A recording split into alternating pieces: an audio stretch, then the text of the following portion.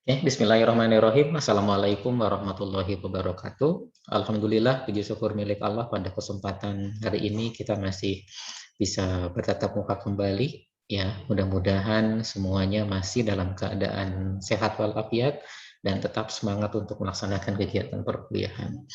Oke ya, hari ini Bapak akan membahas mengenai hakikat sains ya atau hakikat IPA.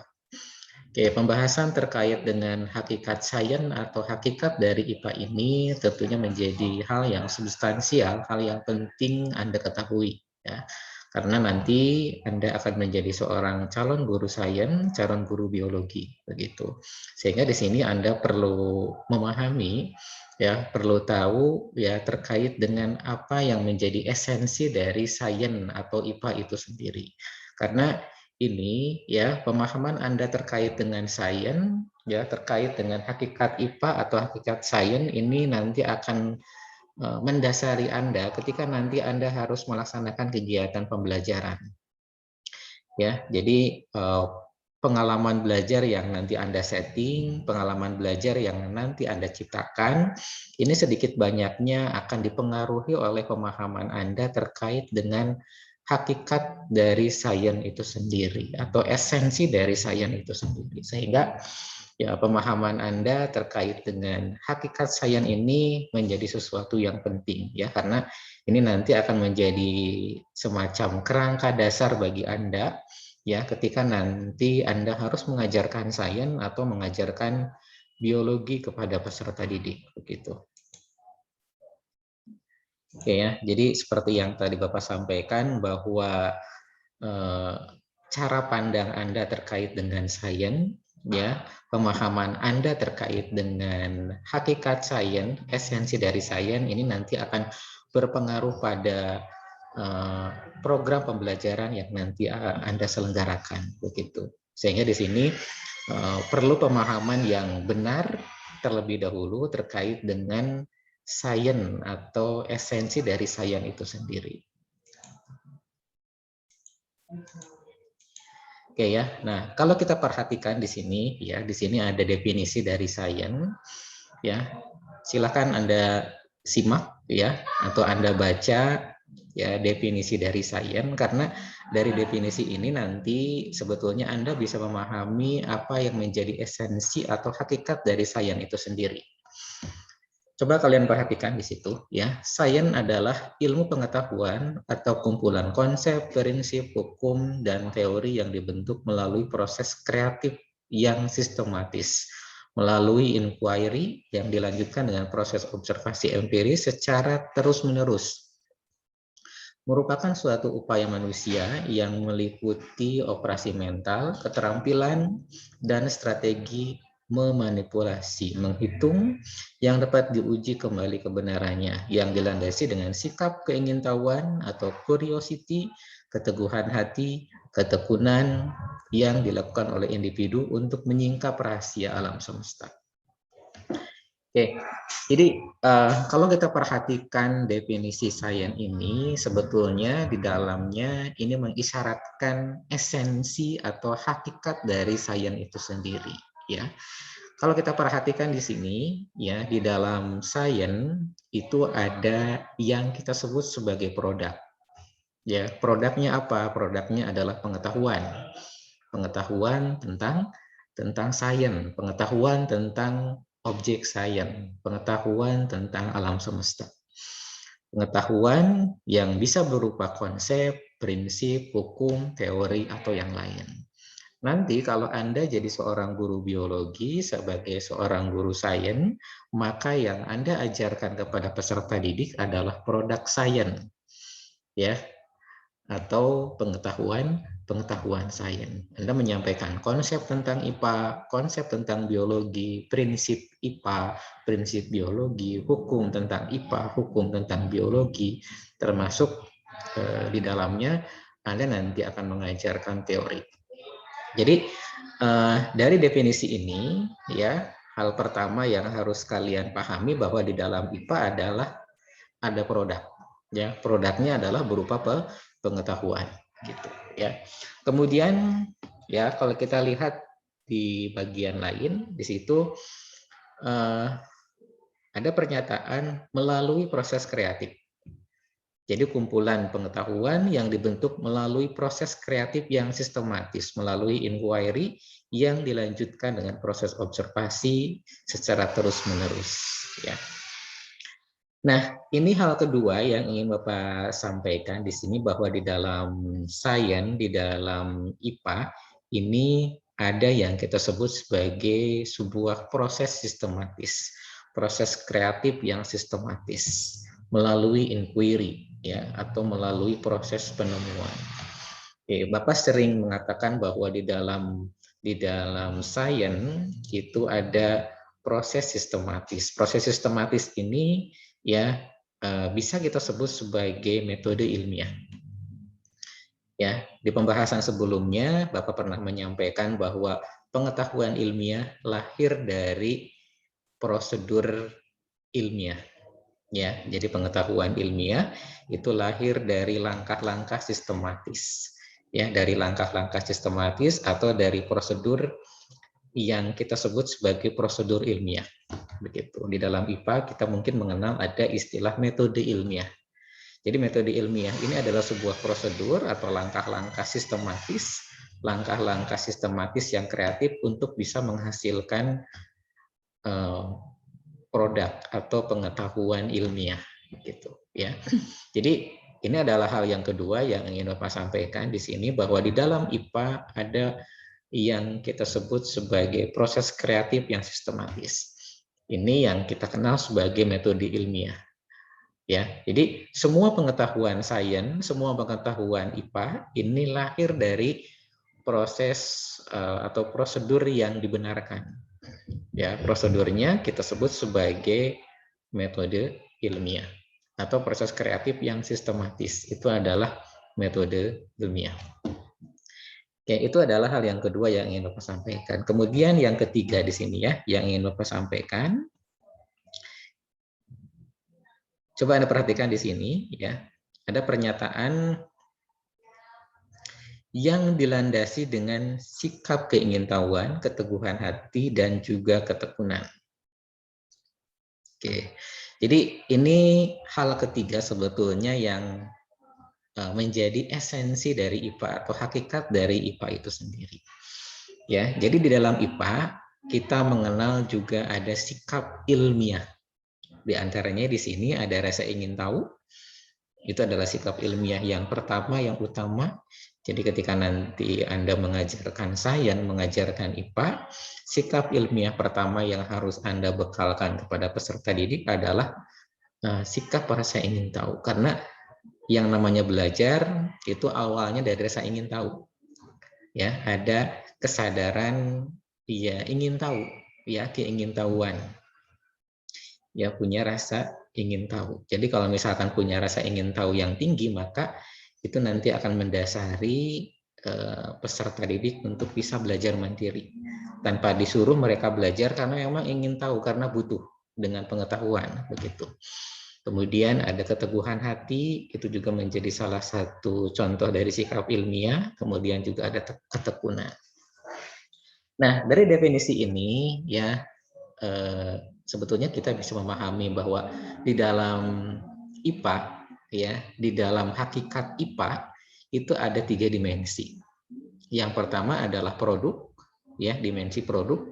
Produknya berupa pengetahuan.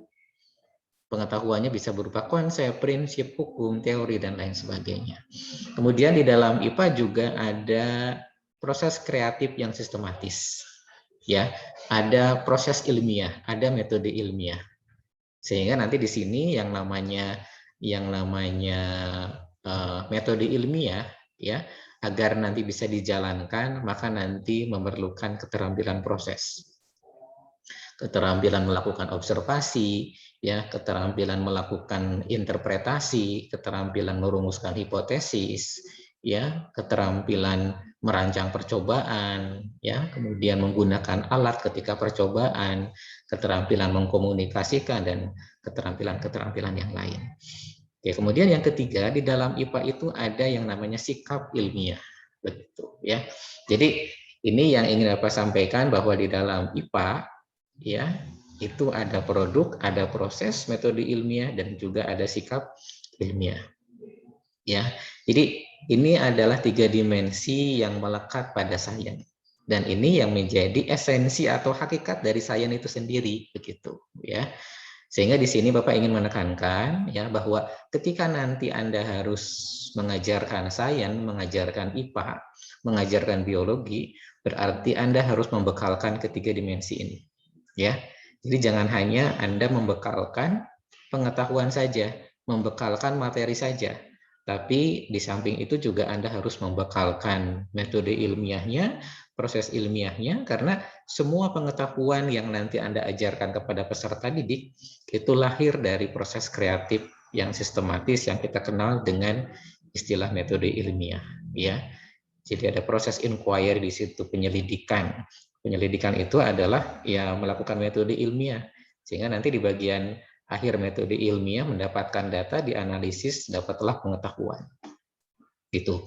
Kemudian ya di dalam IPA juga kita nanti ya Anda nanti sebagai seorang guru sains, guru biologi harus membekalkan sikap. Ada rasa ingin tahu, keteguhan hati, ya, ketekunan dan sikap-sikap ilmiah yang lain, begitu, ya. Jadi ini yang nanti harus menjadi kerangka dasar Anda ketika Anda nanti mengajarkan sains atau mengajarkan IPA termasuk biologi. Bahwa tugas Anda nanti tidak hanya membekalkan pengetahuan, tapi juga Anda harus membekalkan kemampuan menjalankan metode ilmiah atau proses kreatif yang sistematis, dan juga Anda harus membekalkan sikap ilmiah kepada peserta didik. Sebetulnya kalau misalkan pembelajaran kita terbiasa dengan pengalaman berinquiry, melakukan penyelidikan, menjalankan metode ilmiah secara tidak langsung, sikap ilmiah akan dibekalkan. Ketika observasi misalnya ya, mengamati sesuatu, mengamati tumbuhan, gitu ya. Di situ kan ketika mengamati harus tekun, harus rajin, ketika dapat data harus jujur, begitu ya. Kemudian harus objektif ketika menilai atau melakukan observasi terhadap objek tertentu, gitu ya. Berarti secara tidak langsung di situ ketika pembelajarannya dikondisikan dengan pengalaman metode ilmiah, berarti di situ sikap ilmiah juga kita bekalkan kepada peserta didik, ya.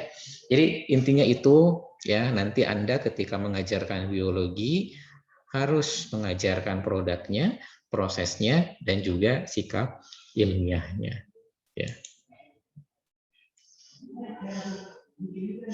Oke, dari bagian ini sebetulnya kita bisa apa namanya memaknai bahwa IPA ini tidak hanya belajar pengetahuan, tidak hanya belajar fakta, konsep, prinsip, hukum tentang alam semesta, tentang tumbuhan, tentang hewan atau objek kajian IPA yang lain, begitu ya.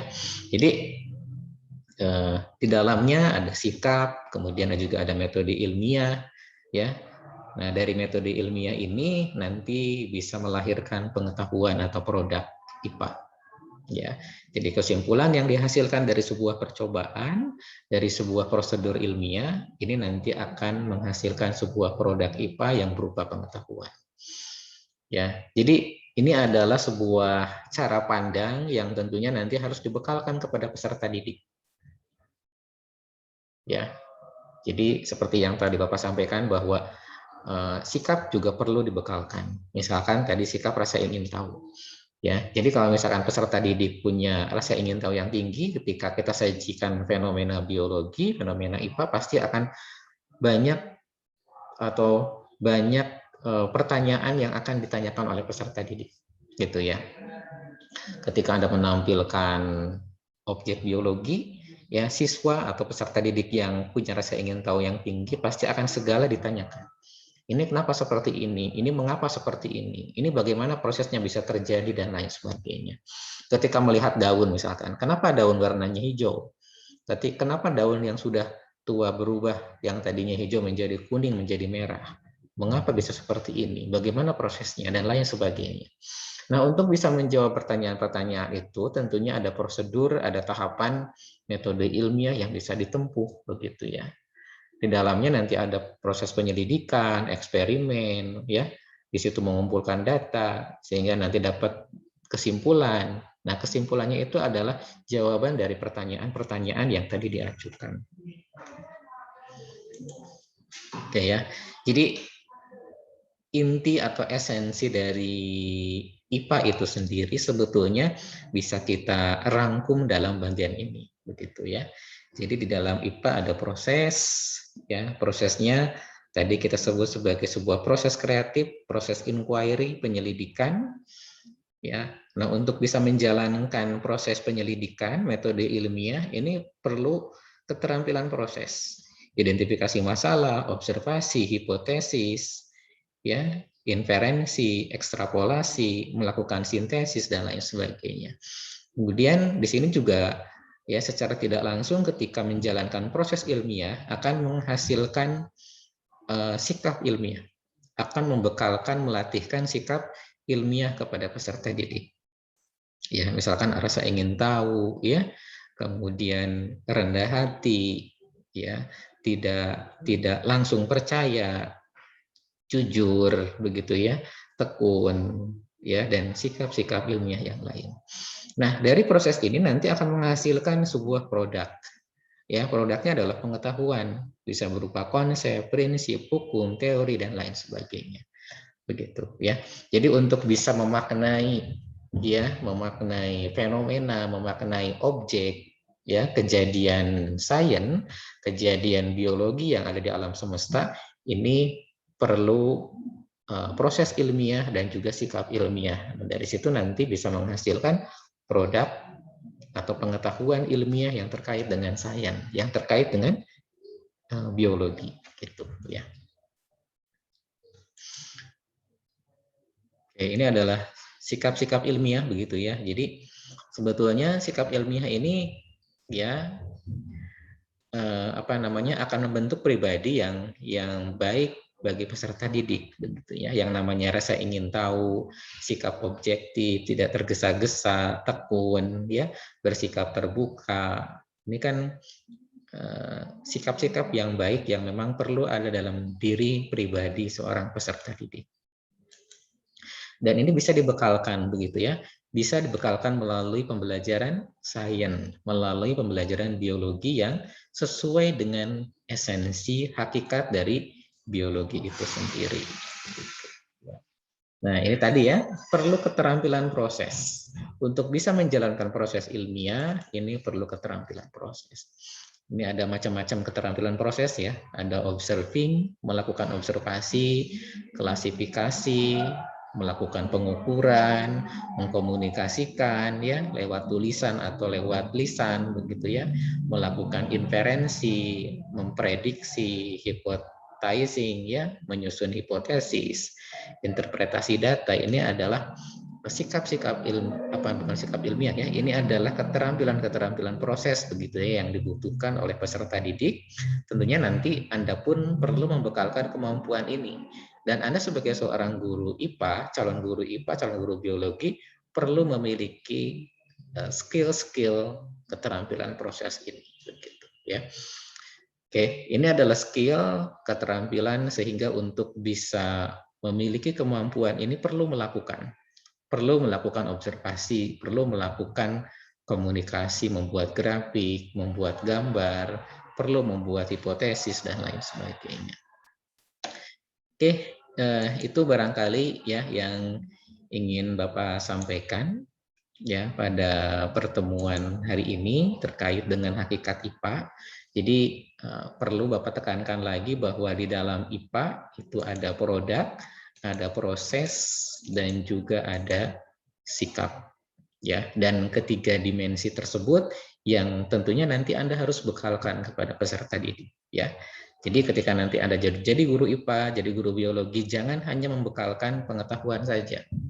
Tapi yang harus Anda bekalkan, di situ ada proses ilmiahnya, metode ilmiah, dan juga sikap ilmiah. Ya, jadi ini yang tadi Bapak maksud bahwa pemahaman terkait dengan IPA ini nanti akan menjadi kerangka dasar Anda ketika nanti Anda melaksanakan kegiatan pembelajaran.